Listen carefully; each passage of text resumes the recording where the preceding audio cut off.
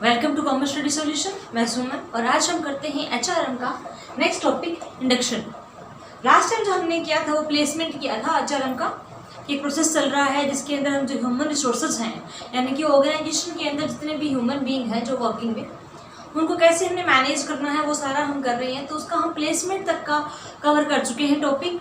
कि किसी पर्सन को हम सेलेक्ट करते रिक्रूट करते हैं, सेलेक्ट करते हैं, देन उसको हम प्लेस करते हैं। प्लेसमेंट तक क्या होता है कि हमने उस एक स्पेसिफिक पर्सन है, हमने उसको सेलेक्ट किया है हमारे ऑर्गेनाइजेशन में कोई वर्क के लिए,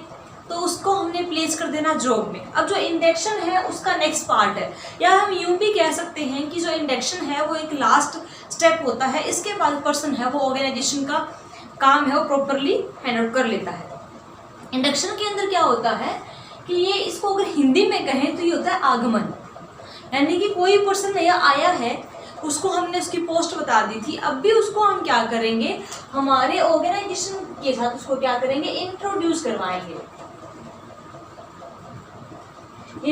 करवाएंगे जो भी हमारे जो एम्प्लॉई हैं, जो ओल्ड एम्प्लॉइज हैं उनके साथ, ठीक है। और पूरे ऑर्गेनाइजेशन के जितने भी हमारे रूल्स एंड रेगुलेशन हैं वो उसको बताएंगे कि तुम्हें कौन कौन सी चीज़ें हैं जो फॉलो करनी होंगी, ये रूल्स एंड रेगुलेशन होंगे, ये हमारी पॉलिसी होगी, ठीक है, ये हमारी वर्किंग कंडीशन होगी, ये हमारी वर्किंग कंडीशन रहेगी ऑर्गेनाइजेशन में, इस तरीके से तुम्हें काम करना होगा। वो सारी चीज़ों के बारे में उसको हम क्या है इंट्रोड्यूस करवाते हैं कि उसको वर्क है वो करना कैसे है, किस तरीके से करेगा, कौन सा उसका स्पेसिफिक टाइम रहेगा, वो सारी की सारी चीज़ें उसको क्या करवाना, इंट्रोड्यूस करवाना उस जो एम्प्लॉइज हैं उनके साथ, और ऑर्गेनाइजेशन के बारे में उसको नॉलेज देना, ठीक है, उसको डिटेल देना, नॉलेज देना कि उसको किस तरीके से ऑर्गेनाइजेशन के साथ जुड़ के रहना है, कैसे उसको काम करना है। आगमन का यानी इंडक्शन का मतलब क्या होता है कि कोई एम्प्लॉई ऑर्गेनाइजेशन के अंदर आया है तो उसको इंट्रोड्यूस करवाना सभी एम्प्लॉयज के साथ कि ये पर्सन है इस पोस्ट के लिए सिलेक्ट किया गया है, एंड ओल्ड एम्प्लॉयज भी कि ये पर्सन है जो ऑलरेडी जो काम कर रहे हैं, ठीक है, जो एग्जिस्टिंग में हैं, उनके साथ कि ये पर्सन इस काम का है, ये पर्सन है वो कौन आपको सुपरवाइज करेगा, किसको आप सुपरवाइज करेंगे, कौन आपके अंडर वर्क करेगा, वो सारी की सारी चीज़ें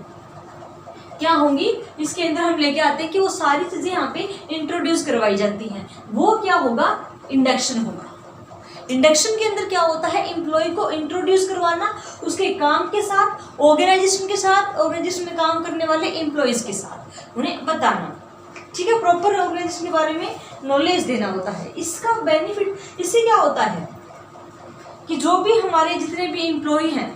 ठीक है, एक उसको हम आती बता देते हैं कि भाई कौन कौन पर्सन है, किस पोस्ट के लिए पर्सन सेलेक्ट किया गया है, तो कौन उसको सुपरवाइज करेगा, किसको वो सुपरवाइज करेगा, कौन इसके ऑर्डर, किसका ऑर्डर उसको मानना है। तो उसके लिए क्या होता है, ईजी बन जाता है कि बस ठीक है, मुझे पता है कि भाई मैं इस पर्सन स्पेसिफिक बंदे के अंडर काम करने वाला हूँ, तो मुझे इसका ऑर्डर फॉलो करना होगा, मुझे यहाँ से गाइडलाइन दी जाएंगी, मैं अपनी कोई भी प्रॉब्लम है चाहे वो ऑर्गेनाइजेशन से रिलेटेड है, वर्किंग की कोई भी है, वो मुझे इस पर्सन के साथ करनी है, वो ये करना है, तो उसको एक पूरा का पूरा क्या हो जाता है, क्लियर कर देते हैं। दूसरा क्या होता है, थोड़ा उसको हम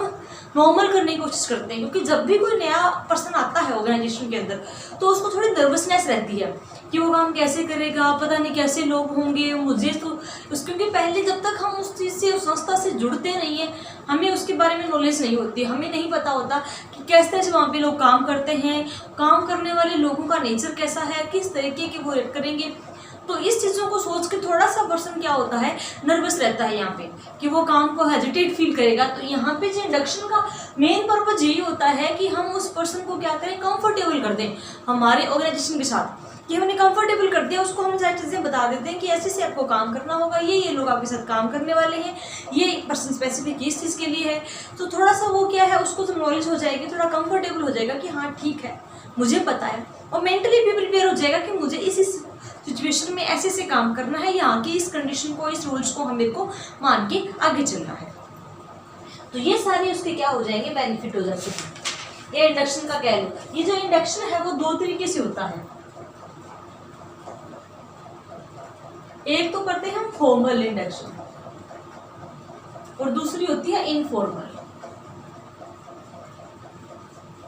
जो फॉर्मल है ना, ये स्पेसिफिक किसके लिए होते हैं, जो बिग ऑर्गेनाइजेशन होते हैं, जो बड़े बड़े होते हैं, बिग है या फिर लार्ज जो ऑर्गेनाइजेशन होते हैं ना, ये उनके लिए ज़्यादा बेनिफिशियल है, क्योंकि इनमें क्या होता है, देखो फॉर्मल है, इसमें जो वर्क करेंगे ना, इसमें इसको हम इंट्रोड्यूस करवाएंगे, जो उससे जुड़े हुए हैं, उस डिपार्टमेंट से रिलेटेड है ना, उसी के साथ करवाएंगे। इसमें हम क्या करेंगे, स्टेप्स के अकॉर्डिंग, ठीक है, स्टेप टू स्टेप हम क्या करेंगे, उसको इंट्रोड्यूस करवाएंगे कि भी इस तरीके से हमें वर्क करना है, ऐसे हमें भी करना होगा, एक किस तरीके से किस किस को मिलाना है, क्या क्या बताना है, एक स्पेसिफिक रूल्स के अकॉर्डिंग क्या करते हैं, हम उसको इंट्रोड्यूस करवाते हैं भी कौन पर्सन है, कौन करवाएगा, किस तरीके से। तो जो बड़े बड़े ऑर्गेनाइजेशन है, इसमें काफ़ी डिपार्टमेंट होते हैं, ऑर्गेनाइजेशन के अंदर भी सब ऑर्गेनाइजेशन कह सकते हैं, सब डिपार्टमेंट बड़े बड़े होते हैं, वहाँ पे ज़्यादा वैल्यूएबल होता है फॉर्मल इंडक्शन। इनफॉर्मल क्या होता है, ये जो स्मॉल स्केल है, जो स्मॉल ऑर्गेनाइजेशन है, ये उनके लिए बेनिफिट होता है कि जो स्मॉल लेवल पे, छोटे लेवल पे है, तो वहाँ पे इस तरह के कोई रूल्स एंड रेगुलेशन या बहुत सारी जो फॉर्मेलिटीज़ है ना, अवसरतें, वो नहीं पूरी करनी पड़ती। ठीक है, सिंपल एक पर्सन आया, हम सबको इंट्रोड्यूस करवाया, तो ये उनके लिए बेनिफिशियल है। इसमें मतलब कोई रूल्स एंड रेगुलेशन नहीं होते, ठीक है, कोई स्पेसिफिक कोई क्राइटेरिया नहीं होता, नॉर्मल होता है सब कुछ, इनफॉर्मल वे में ही। जिस पर्सन आया, हमने उसको इंट्रोड्यूस करवाया, ओल्ड पर्सन को उसके बारे में बताया, ऑर्गेनाइजेशन के बारे में बताया, दैट्स इट। तो यहाँ पे क्या है, थोड़े रूल्स एंड रेगुलेशन के अकॉर्डिंग स्टेप टू स्टेप कोई सिस्टमाइज तरीके से वर्क है वो, उसको इंडक्शन है वो किया जाता है, यानी कि उसको इंट्रोड्यूस करवाया जाता है। तो इसका मेन वही रहता है कि हम क्या करते हैं कि जो एम्प्लॉई है ना, उसको थोड़ा सा मोटिवेट करने की कोशिश करते हैं, उसको कंफर्टेबल करने की कोशिश करते हैं कि वो हमारे और मेरे साथ कंफर्टेबल रहे, ताकि वो अपने काम पे ध्यान दें, हेजिटेट ना हो, जिससे ऐसा ना हो कि हमारे काम के ऊपर इफेक्ट पड़े। तो इसलिए मेनली क्या है, ये फॉलो की जाती है। बाकी इसके अंदर जो आपकी बुक के अकॉर्डिंग देखें तो बिल्कुल नॉर्मल होता है कि इसमें पॉलिसी बताते हैं, बिजनेस की स्ट्रैटेजी बताते हैं, उसका कैरियर डेवलपमेंट क्या है, एम्प्लॉयज़ के को क्या बेनिफिट मिलेंगे, किस किस कंडीशन पे बेनिफिट दिए जाएंगे और कब दिए जाएंगे, वो सारा इसमें बताते हैं। जो ऑर्गेनाइजेशन है उसकी हिस्ट्री क्या रही है, उसका क्या क्राइटेरिया है काम करने का, हमारा मिशन क्या है, विजन क्या है, किस मिशन और विजन से हम काम कर रहे हैं, हमारा सेटअप किया हुआ है, और क्या हमारी वैल्यूज हैं, इन्वायरमेंटल कंसेप्ट क्या रहेगा, हमारा क्या क्या इन्वायरमेंट है, वो सारी चीज़ें हम फैक्टर हैं, वो न्यू एम्प्लॉयज़ को हम नए जो हमारे जितने एम्प्लॉई आते हैं उसको मोटिवेट करने के लिए ये चीज़ें हम बताते हैं, ताकि वो मोटिवेट और उसको लगन हो जाए, जुनून पैदा हो जाए कि ये सब चीज़ें, ये बेनिफिट्स हैं वो मुझे भी गेन करने हैं और मैं भी इसमें काम करूँगा। तो ये इसका बेनिफिट रहता है। और उसका जो बेनिफिट इसके क्या रहेंगे, सबसे पहला क्या है कि उसको मतलब क्या है, कंफर्टेबल कर देना, और जो भी है कि बेनिफिट उसको कम टाइम में, ठीक है, जो खुद से समझेगा चीज़ों को। अब एक पर्सन है वो खुद ऑब्जर्व करके चीज़ों को समझेगा, उसमें टाइम लगेगा। एक उसको अगर हम बता दें कि देखो इसमें ऐसे से काम होगा, तो उसको उसके बाद उसको समझना, उस चीज़ को कैप्चर करना उसके लिए बहुत ईजी रह जाएगा, ठीक है। तो इसका ये हमारा बेनिफिट रहेगा कि इसमें जो भी बड़ी बड़ी जो ब्रांचेस फैली होती है ना, तो एक तो उनकी गुडविल अच्छी बनती है, अच्छा उनका जाता है कि भाई ये ऑर्गेनाइजेशन बहुत अच्छे से वर्क कर रहा है, ठीक है। दूसरा इसमें क्या है कि वो बिल्कुल मैचिंग करके चलते हैं कि जो उसकी क्वालिफिकेशन क्या है, उसी के अकॉर्डिंग ही उस पर्सन को कि इसको किस पोस्ट के अकॉर्डिंग है, इसको कैसे हमने याद करवाना है इंट्रोड्यूस, और ताकि इसको एक सिस्टमेटिक ढंग से, एक इफेक्टिव तरीके से उसको पेश करना, ये इसका बेनिफिट रहता है। इसमें कुछ बहुत ज़्यादा नहीं है डिटेल जो उसको मैं यहाँ पे लिख के करवाऊँ, आई थिंक सो बहुत ईजी सा है, कंसेप्ट है। उसके बाद क्या है कि जो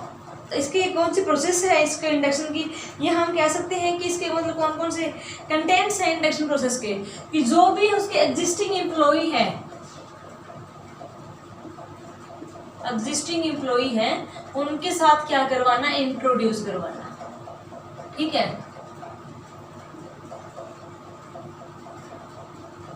ताकि क्या है वो थोड़ा नर्वस ना हो, थोड़ा कंफर्टेबल हो जाए, थोड़ा सा नॉर्मल हो जाए उनके साथ, ठीक है। उनको क्या करना, ऑर्गेनाइजेशन की, उसके वर्क की हिस्ट्री बताना, ताकि वो पीछे का काम देख के और उसी के अकॉर्डिंग आगे काम करे और मोटिवेट हो कि हाँ वाकई में अच्छा चल रहा है, ऐसी चीज़ें इसमें अचीव की गई हैं। कंपनी की जो जर्नल पॉलिसीज है उनको समझाना, ताकि वो उन्हीं को ध्यान में रख के वर्क करे तो उसका और अच्छे से काम है वो जाए। कंपनी के प्रोडक्ट हैं वो कितने होंगे, उसकी कंपनी के प्रोडक्ट के बारे में नॉलेज देना,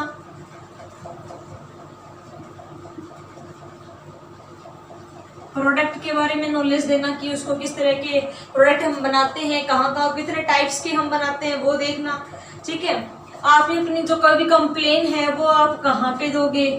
ठीक है, आपकी कंप्लेन है वो आप कहाँ पे क्या कर सकते हो, कि क्या उसका क्या सिस्टम रहेगा, क्या उसका प्रोसेस रहेगा, कंप्लेन का जो प्रोसेस है वो बताना,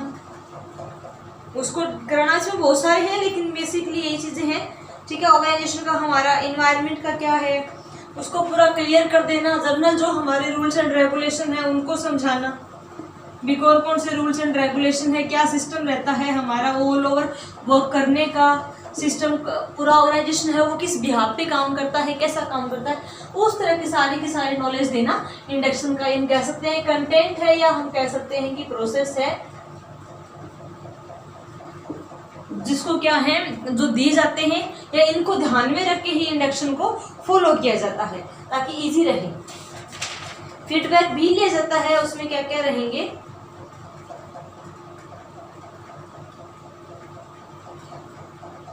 अच्छा अब इसके आते हैं strategy choice of induction programme. इसमें क्या होता है ना कि हमारे 3-4 प्रोग्राम हैं, थोड़ा सा ये टॉपिक इसका क्वेश्चन सा बनता है, वैसे इंडक्शन का इतना बनता नहीं है question exam point of view से देखा जाए तो, क्योंकि नॉर्मल चीजें छोटी छोटी वैसा ही आ जाए कि इंडक्शन क्या होता है वो एक सेपरेट मैटर है, कई बार 4 नंबर में, लकीली कई बार बड़ा पूछ भी ले जाते हैं पर इतना इसका बनता नहीं है क्वेश्चन बड़े में। Choice in induction programme, choices क्या है इसकी,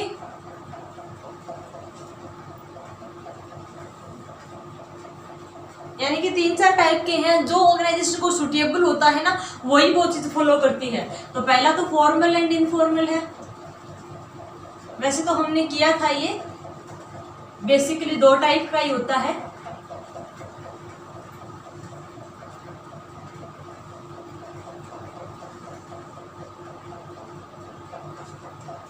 इंडिविजुअल एंड कलेक्टिव।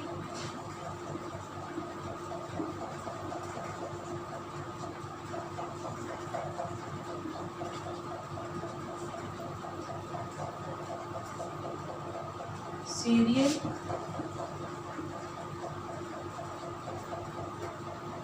डिस्ट्रक्टिव,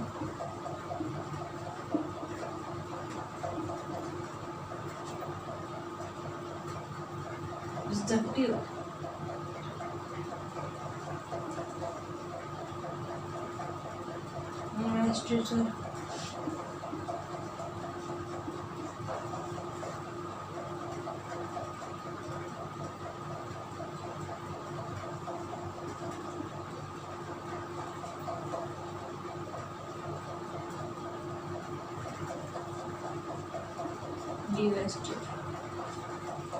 यानी कि 4 टाइप के हैं, जो ऑर्गेनाइजेशन को सुटेबल होता है, जो उसको लगता है कि भाई मेरे ऑर्गेनाइजेशन के अंदर ये वाला सिस्टम है कि मैं ये फॉर्मल इनफॉर्मल ये प्रोसीजर फॉलो करूंगा, या मैं इंडिविजुअल और कलेक्टिव का फॉलो करूंगा, या सीरियल डिस्जंक्टिव का फॉलो करूंगा, या इन्वेस्टर या फिर डिसवेस्टर का भी मैं फॉलो करूंगा। कौन सा सिस्टम मेरे को फॉलो करना है वो ऑर्गेनाइजेशन के ऊपर डिपेंड करता है, उसी के अकॉर्डिंग ही फॉलो करते हैं ऑर्गेनाइजेशन का। यानी कि इसमें औपचारिक और अनौपचारिक में क्या होता है, हमने देखा था कि जो फॉर्मल है हमने किया भी था पीछे लास्ट में अभी जस्ट कि जो फॉर्मल है वो क्या होता है, एक सिस्टमेटिक वे होता है जिसमें वो हर एक चीज़ है स्टेप है वो क्या होगा, सिस्टमाइज किया होगा, स्टेप टू स्टेप चलेंगे, एक प्रोसीजर होगा, एक रूल्स के अकॉर्डिंग हम वर्क करते हैं। जबकि इनफॉर्मल है वो क्या होगा, जिसके अंदर कोई सिस्टम नहीं है, नो सिस्टम, ठीक है। जस्ट क्या होगा, इनफॉर्मेलिटी जस्ट फॉर्म, मतलब नॉर्मली हम गए अपने अकॉर्डिंग इंट्रोड्यूस किया, इसका कोई स्पेसिफिक रूल्स एंड रेगुलेशन या कोई प्रोसीजर नहीं है। तो ये जो बड़े ऑर्गेनाइजेशन के सुटेबल होता है क्योंकि उनको सिस्टमाइज काम करना होता है, ये जो स्मॉल लेवल पे वर्क करते हैं उनके लिए होता है, जो जिसको सुटेबल होता है वो उसी चीज को फॉलो करते हैं। नेक्स्ट आता है इंडिविजुअल। इंडिविजुअल में क्या होता है कि इंडिविजुअल भी क्या होगा, स्मॉल ऑर्गेनाइजेशन के लिए होता है कि हम एक इंडिविजुअली रूप में, क्योंकि हम बहुत ही कम एम्प्लॉय लेके आते हैं, छोटे लेवल पे हम वर्क करते हैं, तो ये क्या होगा, स्मॉल लेवल पे जो ऑर्गेनाइजेशन है उनके लिए बेनिफिट होता है, बेनिफिशियल होता है, और इसकी कॉस्ट है वो भी कम रहती है क्योंकि हम बहुत सारे लोगों को इकट्ठा ना करके इंडिविजुअली इंट्रोड्यूस करवा देते हैं कि ठीक है, कोई सिस्टमाइज नहीं करते, कोई मीटिंग वगैरह अरेंज नहीं करते, तो इसकी कॉस्ट है वो भी क्या है, थोड़ी कम रहती है।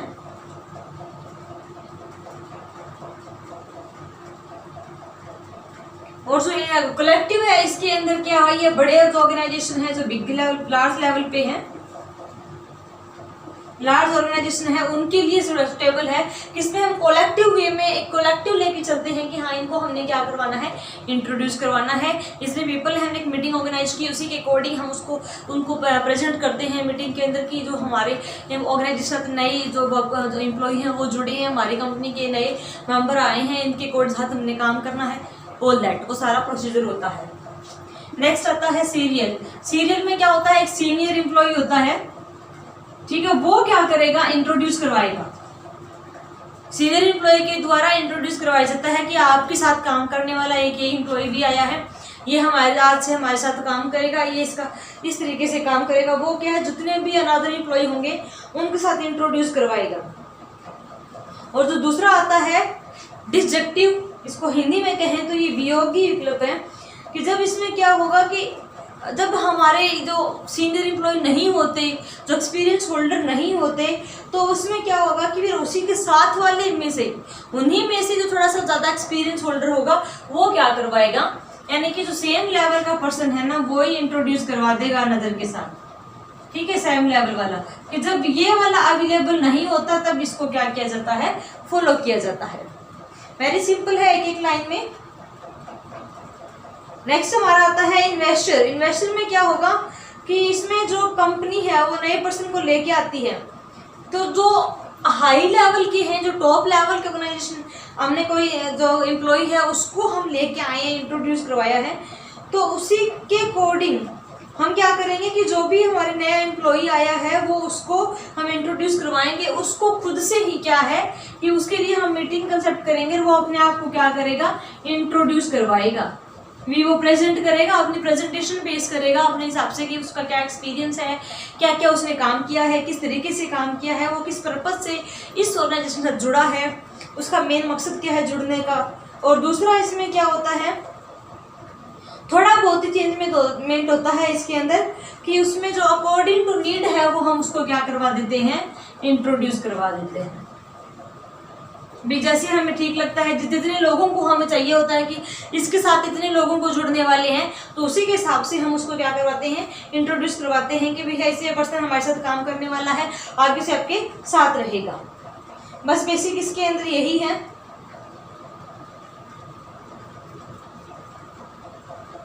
तो ये इसकी है सारी प्रोसीजर है कि स्टार्टिंग में ये ऑर्गेनाइजेशन के टोटली 100% ऑर्गेनाइजेशन के खुद के ऊपर डिपेंड करता है कि वो कौन सा प्रोसीजर फॉलो करती है, किस तरह का करती है, किस वे में वो कर लेके चलती है। इंट्रोडक्शन को कितना उसको जितना बेनिफिशियल लगता है, जितना उसको सही लगता है अपने मायने से, उसी के हिसाब से वो क्या करती है, उस चीज़ को फॉलो करती है। बस इसी के साथ क्या हमारा इंडक्शन मोस्ट ऑफ कंप्लीट हो चुका है। बाकी इसमें रिस्पॉन्सिबिलिटीज़ हैं जो कि बिल्कुल बेसिक्स ही हैं। नए नए एम्प्लॉयज़ हैं वो अपने हिसाब से क्या क्या काम करते हैं, जो पुराने लोग हैं उनको उसके साथ मिलकर क्या काम करना चाहिए, तो बिल्कुल बेसिक है। जस्ट आप पढ़ोगे आपको समझ में आ जाएगा, क्योंकि इस पर इतना ज़्यादा बहुत ज़्यादा डिटेल जानने की या एक एक चीज़ करवाने की ज़रूरत नहीं महसूस हुई। एक टॉपिक था जो कि कंप्लीट अपने को करना है, थोड़ा आप इसको क्लियर कीजिएगा। अगर फिर भी आपको कुछ पॉइंट में लगता है इसमें एक समस्या है या कोई प्रॉब्लम है, आपको नहीं समझ में आ रहा है, फील फ्री टू आस्क, आप कमेंट कर सकते हैं, आप पूछ सकते हैं, बेझिझक पूछें। बाकी इतना ज़्यादा important exam point of view से नहीं है, वैसे आपको नॉलेज होना ज़रूरी है। तो होप सो आपको समझ में आया होगा।